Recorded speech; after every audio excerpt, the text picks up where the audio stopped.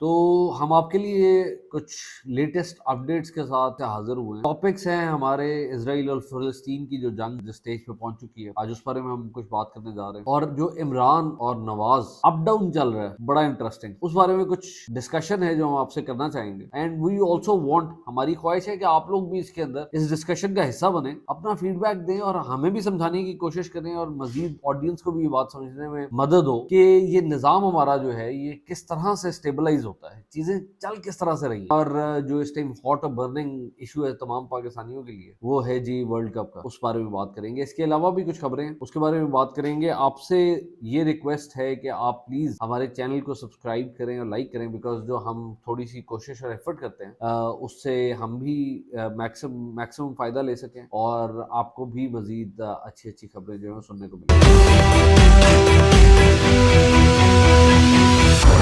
जी अस्सलाम वालेकुम, कैसे हैं आप सब? खैरियत से हैं? तो जी starting off from first of all world cup. इस टाइम ऑब्वियसली हम अफगानिस्तान से हमारी एक इस तरह की डिफीट हुई जो कि प्रोबेबली बड़ी ज्यादा अनएक्सपेक्टेड थी। सब डिसहार्ट हो गए, दिल टूट गया और लग रहा था एंड ऑफ द वर्ल्ड है, हमारी क्रिकेट टीम किसी काबिल नहीं है, सब खत्म हो। बहुत ज्यादा पॉजिटिव मैसेजिंग भी इस सब के अंदर हुई। बहुत सारे लोगों ने मैंने सोशल मीडिया के ऊपर देखा जो लोग कह रहे थे कि यार हमारी टीम है, we need to support them, after all it's a sport. और समझने वाली बात ये है, देखिए प्रीवियसली जब हम अफगानिस्तान से 2-3 क्लैशेस के अंदर जब मिले हैं, अफगानिस्तान केम really close.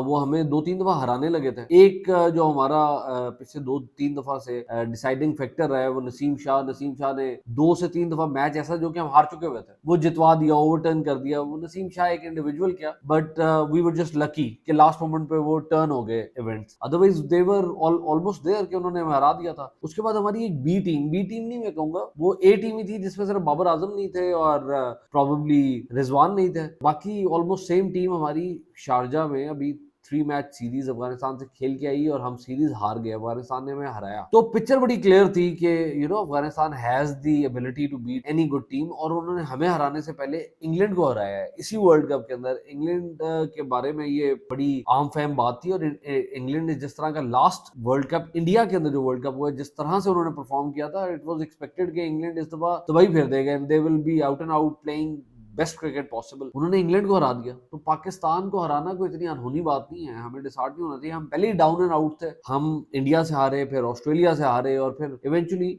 It came down to this कि हम अफगानिस्तान से भी हार गए। तो बहुत ज्यादा इस चीज को दिल पे लेने की जरूरत नहीं है। अभी भी हमारे चांसेस हैं और आई नो बड़े कम चांसेस हैं कि हम क्वालिफाई कर सके, but still there are chances, because अगर हम अगले सारे मैचेस जीतते हैं तो simply we are going forward. Otherwise वो वाला तो होता ही है, आपको पता है, वो उसको हरा दे, बारिश हो जाए, अल्लाह मियां की तरफ से कोई मदद हो जाए तो कुदरत का निजाम चल के हम आगे चले जाते हैं। पर अभी वो स्टेज भी नहीं आई, अभी भी कुदरत के निजाम की जरूरत नहीं पड़ी।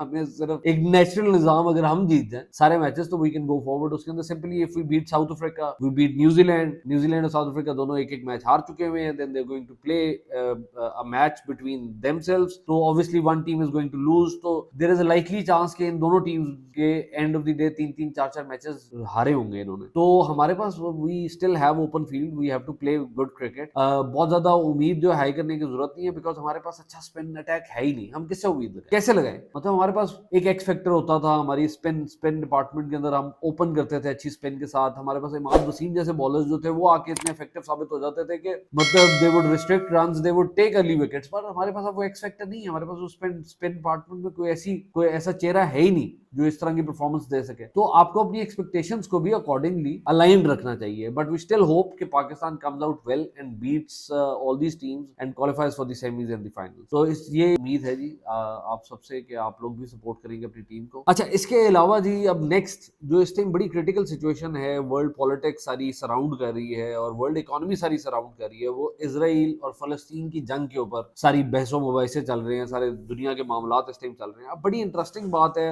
अजीब अजीब खबरें सुनने को मिल रही है, जिस टाइप का रिस्पॉन्स है और सोशल मीडिया पे जिस तरह की बातें सुनने को मिलती है, मैं बड़ा हैरान था कि बात ये भी हो रही है कि जी कुछ लोगों के मीम्स आ रहे हैं कि जब हमास ने अटैक किया था तो बड़ी सेलिब्रेशन हो रही थी, कुछ लोग सेलिब्रेट कर रहे थे कि हमने जी तबाही फेर दी, हमने इजराइल को पकड़ लिया है और हम going to bring them down. और फिर जब हमास के ऊपर अटैक हुआ, इजराइल ने रिस्पॉन्ड किया, तो वही लोग रोने वाली वीडियोस बना रहे, तो people were laughing on it कि ये कितनी डुप्लीकेसी है कि लोग जब हमास अटैक करता है तो सेलिब्रेट करते हैं, जब इजराइल करता चलता है। तो ये पॉसिबल ही नहीं था कि हम पहले भी इस बारे में बात कर चुके हैं कि हमास अटैक प्लान कर रहा होता और उस नोयत का अटैक करता कि इस तरह का रिस्पॉन्स आता है इसराइल से और फिर वो लाजवाब होके बैठे होते। They must have had some planning, उन्होंने पहले कुछ सोचा होगा, अटैक करने जा रहे थे तो इस तरह नहीं था कि एक अटैक करके फिर वो रेडी होंगे कि हमें आके मारो मारो मारो, तो इस तरह नहीं होता। There was a bigger plan to this कि दुनिया की बड़ी एजेंसीज को, मुसाड को और CIA को पता ही नहीं चला कि प्लानिंग हो रही है अटैक की। ऑब्वियसली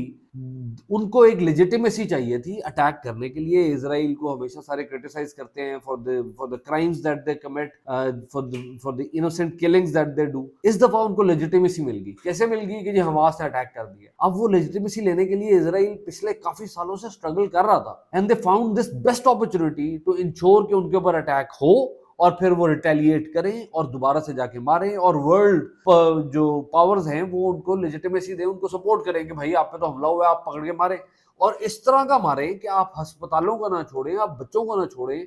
शीरखोर बच्चे हैं, 6-6 माह उम्र है, सड़कों के ऊपर रुल रहे हैं, मलबे के अंदर से निकल रहे हैं। तो मेरा ख्याल है हमें we should not fall prey, हमें ये जो सोशल मीडिया के ऊपर कैंपेन्स चल रही है इसका शिकार नहीं बनना चाहिए। We should come out strong, एक बड़ा सीरियस स्टांस लेने की जरूरत है तमाम इस्लामिक नेशंस को, और हमें स्टैंड लेना पड़ेगा कि अगर हम अभी स्टैंड नहीं लेंगे तो इजराइल इज, फलस्तीन इज गॉन, मतलब फॉर श्योर।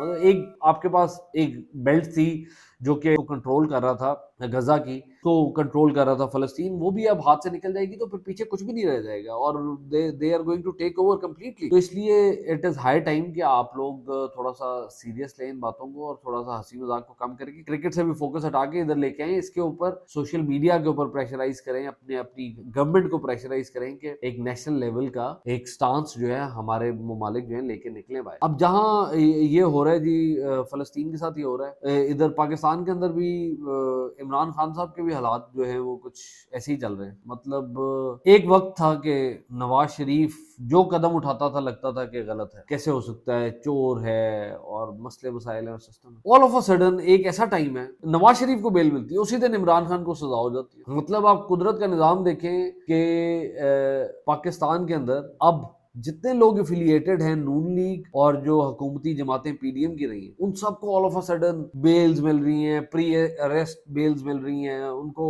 और दूसरी तरफ जो PTI के साथ एफिलिएटेड लोग थे सबके वारंट्स निकल रहे हैं, सबको जो सजाएं हैं जो पेंडिंग चल रही थी वो सजाएं हो रही हैं। तो ये कैसे मुमकिन हुआ जा रहा है? अभी चंद दिन पहले 11 लोगों के वारंट्स इशू हुए थे PTI के, उनमें से 2 लोगों ने आगे प्रेस कॉन्फ्रेंस कर दी, शेख रशीद साहब और जो हमारे फैसलाबाद वाले फारूक हबीब भाई हैं। अब उन 2 लोगों के वारंट्स भी कैंसिल हो गए, प्रेस कॉन्फ्रेंस भी हो गई है और बाकी 9 लोगों के दोबारा से फ्रेश वारंट्स निकल आए जिसके नाम आद अजहर भी हैं और बाकी भी शिबली फराज वगैरह। तो हमें ये चीज भी अंडरस्टैंड करने की जरूरत है और ये पॉलिटिशियंस को अंडरस्टैंड करने की जरूरत है, क्योंकि ना इसके अंदर नवाज शरीफ गलत या सही है, ना इमरान खान गलत या सही है। बात यह है कि आप लोगों को अपने सिस्टम को अंडरस्टैंड करने की जरूरत है। जब कोई पॉलिटिकल पार्टी पावर में आती है उसकी भरपूर कोशिश होती है कि वो दूसरी को डिमीन करे, मारे, चोर डाकू ये वो गालियां दे रहे हैं, उनको ह्यूमिलेट कर रहे हैं। एंड ऑफ द डे होता क्या है कि हमारी जो जनरल पब्लिक है उसकी एक ओपिनियन क्रिएटेड है कि पॉलिटिशियंस तो हैं ही गंदे, जबकि इतने आप समझें कि पावरलेस और टुथलेस